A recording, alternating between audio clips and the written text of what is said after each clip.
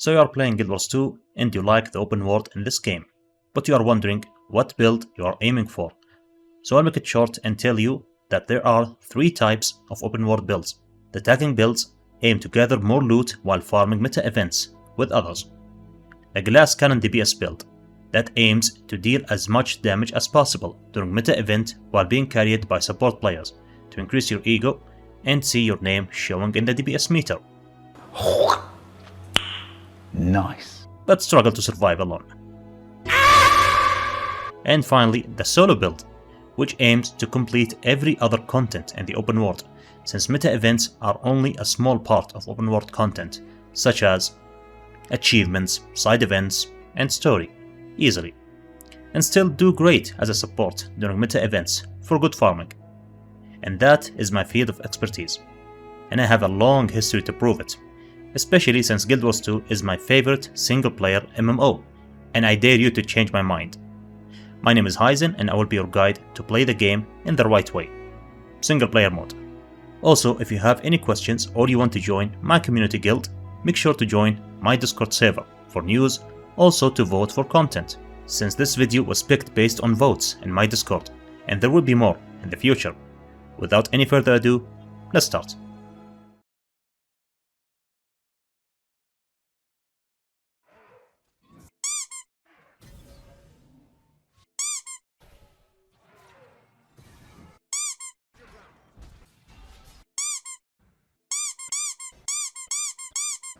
And what does that make, Ketchup? Oh, brother, this guy stinks!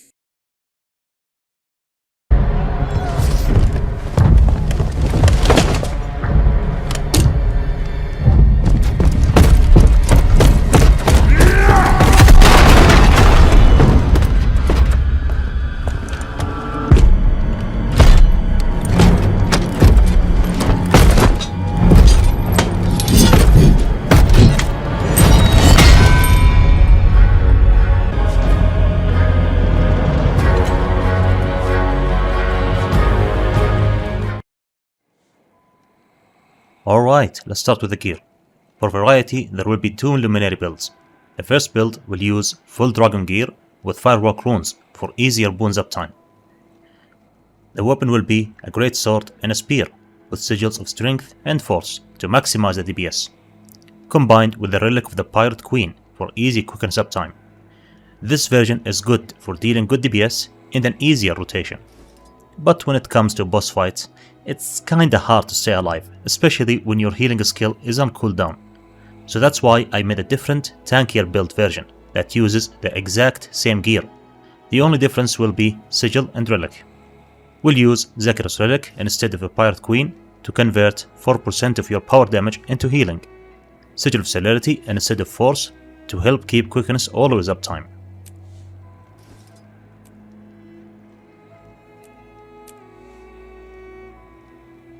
And to reach the exact same HP as I have, you will need to equip Jadebot Core Tier 10 and charge your Jade Protocols for extra stats. As for traits, the first build will use Radiance, Zeal, and Sovereign of Light trait to maximize the DPS. The second build will use Virtuous Straight Line instead of Zeal, and I will explain why in a while. Virtuous will grant you extra boons whenever you use your FS skills and bonus DPS when your HP is almost full. Stun Break and Stability when you use your F3 for more survivability. Radiant Straight Line to increase your DPS and your critical chance as long your Resolution boon is active. And that's why I picked Dragon Gear instead of Berserker Gear. For Luminary trait, Persisting Blessing to refresh your blessing and extra healing when you exit from Radiant Forge. I took this trait since the other 2 traits are kinda useless for this build. Resplendent Weaponry to grant alacrity when using Radiant Forge skills. Illuminating Inspiration to reduce all your F skills cooldown when you spam your Radiant Forge skills. And that's the main reason why I picked Virtuous Straight Line. This Luminary trait will help to spam all F skills to keep all boons and bonus buffs active, and faster access to remove conditions and Stun Break. As for skills, Litany of Wrath is simply the best healing skill to convert 33% of your damage to heal for 6 seconds. Sword of Justice to deal AoE damage and inflict vulnerabilities to increase your total damage. Piercing Stance to increase your total damage by another 10%. Stand Your Ground is your backup skill to stun break when you need one and generate more stability. Feel My Wrath to help keep your quickness and fury active. The only thing you need to keep in mind is to keep using your F skills always off cooldown to keep your boons and buffs active. If you enter Radiant Forge after using Greatsword skills, you will only need to use your skills 2, 3, and 4, then swap back to Greatsword, since Greatsword skills will be available to use. But if you enter Radiant Forge after using Spear skills, you will need to use the same skills I mentioned in auto attack until you can use skill 2 again before swapping back to Spear, because the cooldown on Spear skills is longer than the Greatsword. And you can use Radiant Forge skill 5 to inflict big CC and extra barrier if you want to. The build is pretty solid as long you follow the guide. For now, enjoy watching this build face tank and solo champion bosses around 40 seconds only. Take care and have a good day.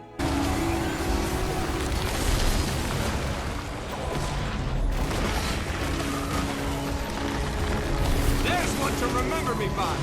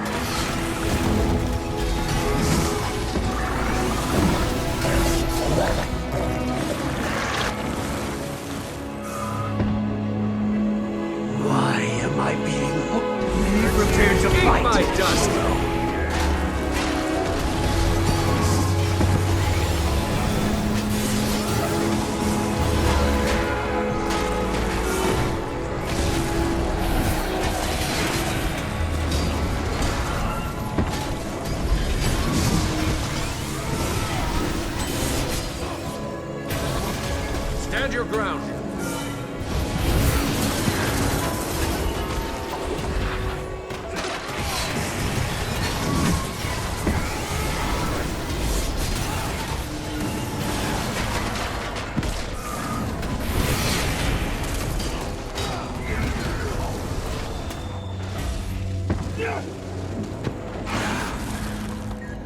Feel my dust.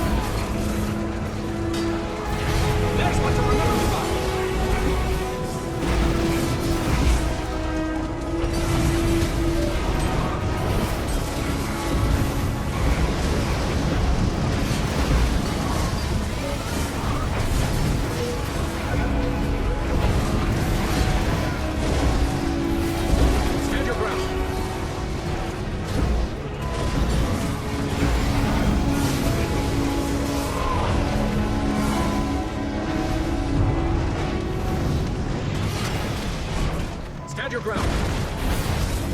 Refreshing.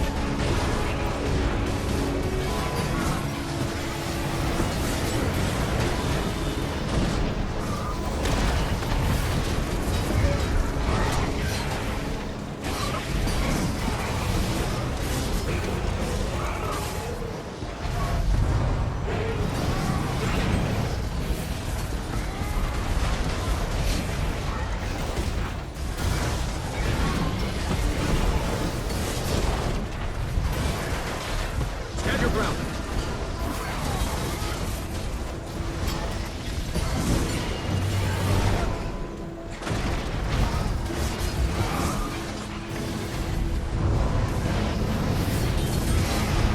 Stand your ground. Feel my wrath. Now that's a copy.